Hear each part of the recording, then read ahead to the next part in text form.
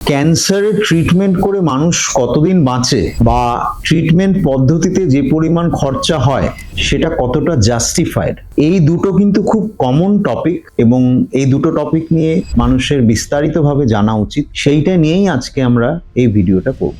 নমস্কার, আমি doctor Joydeep Ghosh, senior consultant medical oncologist, Apollo multi speciality hospital, Kolkata. প্রথমে বলি, ক্যান্সার পেশেন্ট কতদিন বাঁচে? আনফরচুনেটলি এই প্রশ্নটা না খুব ভেগ, মানে এটার কোনো ম্যাজিক ফিগার অ্যান্সার নেই যে এত বছর বা এত মাস। ক্যান্সারটাকে দুটো ভাগে ভাগ করা যায়, স্টেজের ওপর ডিপেন্ড করে।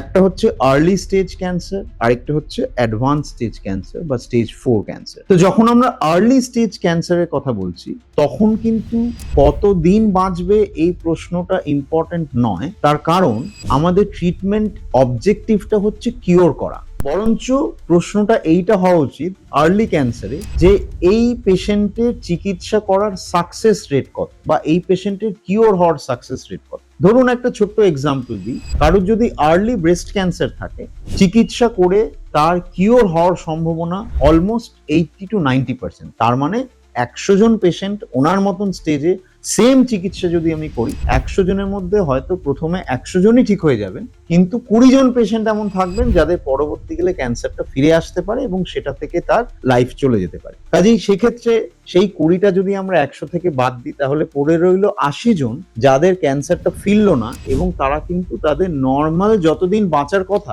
ততদিনই বাঁচলেন। কাজেই আর্লি ক্যান্সারের ক্ষেত্রে প্রশ্নটা হওয়া উচিত ক্যান্সারের কিওর রেট কত, রাদার দেন একটা পার্টিকুলার পেশেন্ট কতদিন বাঁচে। এবারে আসছি স্টেজ 4 ক্যান্সারের ক্ষেত্রে বা অ্যাডভান্সড ক্যান্সারের ক্ষেত্রে।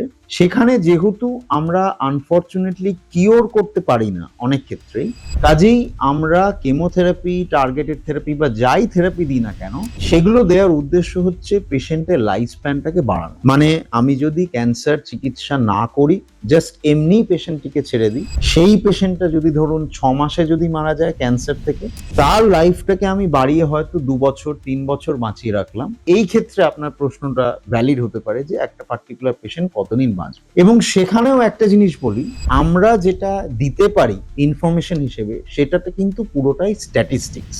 মানে ধরুন আমি কোনো একটি পেশেন্ট, তার ধরুন লাং ক্যান্সার হয়েছে, তার কেমোথেরাপি এবং ইমিউনোথেরাপি করে আমি হয়তো তাকে বললাম যে তার অ্যাভারেজ লাইফ এক্সপেক্টেন্সি হচ্ছে ধরুন 18 মাস থেকে 20 মাস।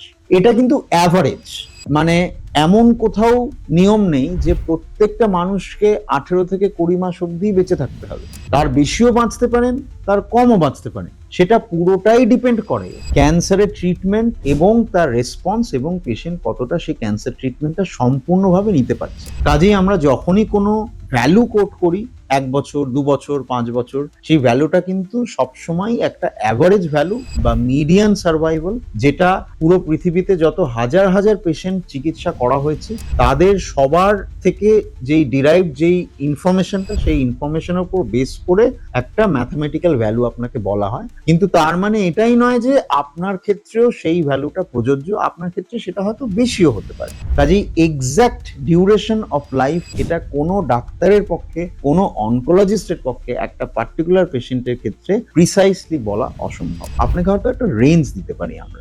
আর দ্বিতীয় যে টপিকটা, যেটা আমার মনে হয় খুব ইম্পর্টেন্ট টপিক ডিসিশন মেকিং এর ক্ষেত্রে, সেটা হচ্ছে যে আজকে আমার আপনজনের সাপোজ ধরুন লাং ক্যান্সার হয়েছে এবং সেই লাং ক্যান্সারটার চিকিৎসা করে আমি হয়তো তাকে 2 বছর 2.5 বছর বাঁচাতে পারবো স্টেজ 4 লাং ক্যান্সার, বা কিছু কিছু ক্ষেত্রে 5-6 বছরও বাঁচাতে পারি যদি কোনো স্পেসিফিক মিউটেশন থাকে, টার্গেটেড থেরাপির অপশন থাকে। এবার এই পুরো চিকিৎসাটা অনেক সময় কিন্তু বেশ খরচা সাপেক্ষ হতে পারে। ইমিউনোথেরাপি, টার্গেটেড থেরাপি, নতুন নতুন যা ওষুধ আসছে যেগুলো পুরনো ওষুধের কম্প্যারিজনে আরো বেশি এফেক্টিভ, সেগুলো সবকিছুই যথেষ্ট খরচা সাপেক্ষ।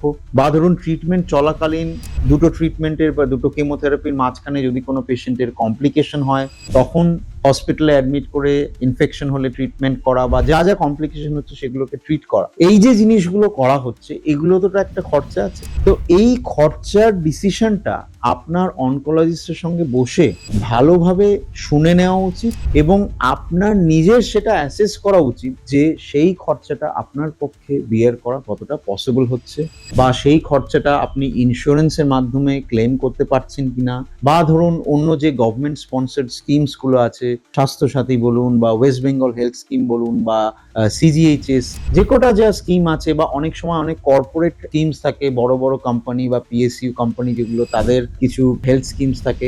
তো এই পুরো জিনিসটা ভালো করে অ্যাসেস করে তারপরেই ট্রিটমেন্ট ডিসিশনে যাবেন। কখনোই কিন্তু খরচার ডিসিশনটা ইমোশনালি নেবেন না, কারণ এমন হতে পারে যে হয়তো পেশেন্টের এতটাই বেশি খরচা হয়ে গেল যে ক্ষেত্রে আপনার পরিবারের পরবর্তীকালে ফিনান্সিয়াল কনস্ট্রেন্টস আসতে পারে। তো সেই জিনিসটা কখনোই একটা ডাক্তারের পক্ষে বলা সম্ভব নয়। ডাক্তার আপনাকে অপশন দেবে যে একটা পার্টিকুলার ক্যান্সারের এই ট্রিটমেন্ট আছে, তাই এই ট্রিটমেন্টের এই খরচা হতে পারে। আপনি ডিসাইড করবেন যে আপনার পক্ষে কোনটা সুইটেবল, কোনটা সম্ভব। অবভিয়াসলি আমরা সবসময় চাইবো পৃথিবীর বেস্ট ট্রিটমেন্টটা দেওয়া, কিন্তু সেই বেস্ট ট্রিটমেন্টটা কিন্তু অনেক সময় খুবই খরচা সাপেক্ষ হতে পারে। সেইটা অ্যাসেস করে নিয়ে এগোনোটাই আমার মনে হয় বেটার। কাজেই এই ক্ষেত্রে বুঝতেই পারছেন যে একটা স্পেসিফিক ফিগার দেওয়া আমার পক্ষে মুশকিল যে এত টাকা খরচা হবে বা এত লাখ টাকা বা এত হাজার টাকা খরচা হবে। সেটা ক্যান্সার টু ক্যান্সার ভ্যারি করে, ওষুধের ওপর ডিপেন্ড করে, আপনি লেটেস্ট ওষুধ ইউজ করছেন নাকি কনভেনশনাল ট্রিটমেন্ট ইউজ করছেন সেগুলোর ওপর ডিপেন্ড করে, ট্রিটমেন্ট চলাকালীন কি কমপ্লিকেশন হচ্ছে সেটার ওপর ডিপেন্ড করে। তো অনেকগুলো ফ্যাক্টর আছে, কাজেই স্পেসিফিক্যালি একটা লাইনে এটার উত্তর দেওয়া কখনোই সম্ভব নয়। অ্যাজ উই গো অ্যালং আমরা তত বুঝতে পারি কিরকম ভাবে পেশেন্ট রেসপন্ড করছেন, সেই অনুযায়ী রেগুলার পেশেন্টের বাড়ির লোকের সঙ্গে ডিসকাস করা এবং খরচার ব্যাপারটাকে রেগুলার বেসিসে রিঅ্যাসেস করা, যাতে আমরা এমন কোনো ফিনান্সিয়াল ভুল স্টেপ না নিই যার জন্য আমার ফ্যামিলি ক্ষতিগ্রস্ত হতে পারে বা তাদের পরবর্তী ফিউচার জেনারেশনের জন্য ফিনান্সিয়াল প্রবলেমস আসতে পারে। তো পুরো জিনিসটা অ্যাসেস করে তারপরেই আপনি ক্যান্সার ট্রিটমেন্টের ব্যাপারে এগোবেন। এমন অনেক ক্ষেত্রেই কিন্তু খুব সাধারণ খরচায় বা এই ধরনের যেসব স্কিমস গুলো বললাম, এই স্কিমস গুলোতে কিন্তু অলমোস্ট নিয়ারলি বিনামূল্যে কিন্তু চিকিৎসা করা সম্ভব হয়। সেই অপশন গুলো আপনি ডাক্তারবাবুর সঙ্গে ডিটেলসে ডিসকাস করুন। আশা করি এই দুটো টপিক নিয়ে আমি যতটা সম্ভব চেষ্টা করলাম ক্ল্যারিটি দেওয়ার। যদি ভিডিওটা ভালো লেগে থাকে প্লিজ বন্ধুদের সঙ্গে, আত্মীয় স্বজনের সঙ্গে শেয়ার করুন, আমাদের চ্যানেলটা সাবস্ক্রাইব করুন এবং একটি লাইক বাটন টিপে দিন। ধন্যবাদ।